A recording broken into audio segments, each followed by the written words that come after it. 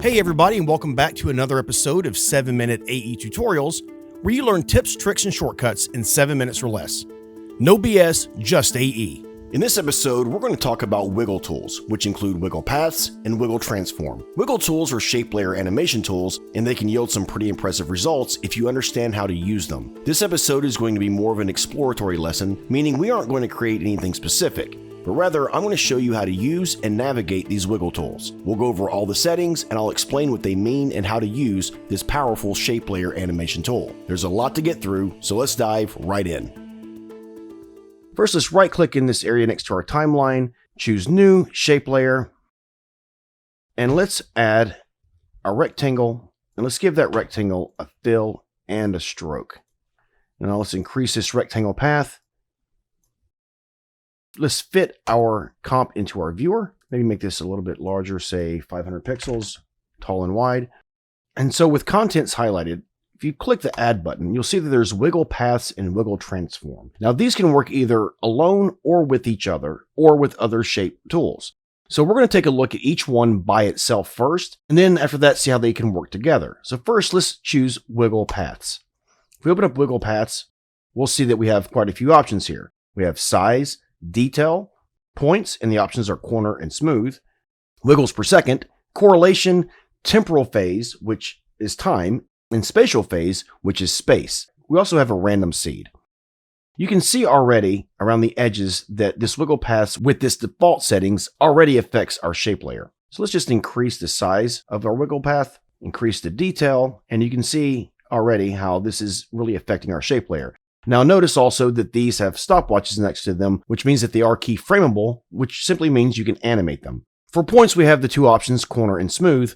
Corner, we have these spikes. If we set this to smooth, you'll see that they're more rounded out. And as you affect the detail, you can see the difference. Wiggles per second defaults to 2. Let's increase that to 5. Correlation can be set anywhere from 0 to 100%. If you turn it all the way up to 100%, you'll see that the points are no longer visible. Temporal phase and spatial phase are more for fine tuning. So let's loop this area at about 1 second, and you'll notice that we have no keyframes, but because of the way the wiggle paths interacts with our shape layer, we get some animation based on our settings. This comes from the wiggles per second. If we set the wiggles per second to 0, as you can see, there's no animation whatsoever. So the wiggles per second really is the thing that gives this the animation. You can go very slow, or you can go very fast. And again, this is all keyframeable, so you can affect this over time. You can make it grow and then go back down. This really is one of those tools you need to experiment with to realize its full potential. Okay, so the other wiggle tool is wiggle transform. So let's add a wiggle transform to the shape layer, open up our settings, and the key to wiggle transform is in the word transform. So the transform properties of wiggle transform are going to dictate how the settings are applied to the shape layer. Right now, see, there is no animation. Our anchor point and position default to 0 on the X and Y axis, our scale defaults to 0, and our rotation to 0 degrees. But now watch what happens if I increase the X value of our position and we move it over to the right.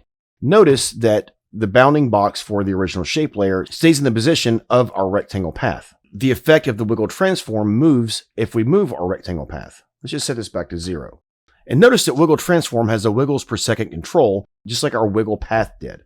So now let's loop this at 2 seconds and watch it. So as you can see, this is a wiggle expression. If you've used a wiggle expression before, you'll know that it applies temporal and spatial values in a random way. Let's increase the size of this, and you can see how this affects our shape layer. So what wiggle transform is doing is taking the information from our transform properties within the wiggle transform, and it's applying them to the transform properties of our shape layer. So these transform properties are affecting these transform properties based on the wiggles per second, the correlation, and the temporal and spatial phase. See, we can make adjustments here. We can increase our random seed. And again, it's the wiggles per second that really makes this animation happen. If we take the wiggles per second down to 0, there's no animation. However, Since our position has been moved 215 pixels on the x-axis and our scale has been increased by 150%, those settings remain. Take this back down to 0, 0, and we have our original rectangle path. And we can even rotate this, but again, with no wiggles per second, we see no animation. If we increase the wiggles per second, we now see an animation. Wiggle Transform is another one of those shape layer tools that you really should kind of play around with to kind of see what you can get out of it. Let's see what happens if we apply both wiggle tools. So we have Wiggle Transform already applied. Let's add a wiggle path. So now if we increase the size of our wiggle path, we can see it starts to deform our rectangle, increase the detail, change our points to smooth. Let's increase this wiggles per second setting to 5. The wiggle path is affecting the edges of our shape, while the wiggle transform is affecting the entire shape itself.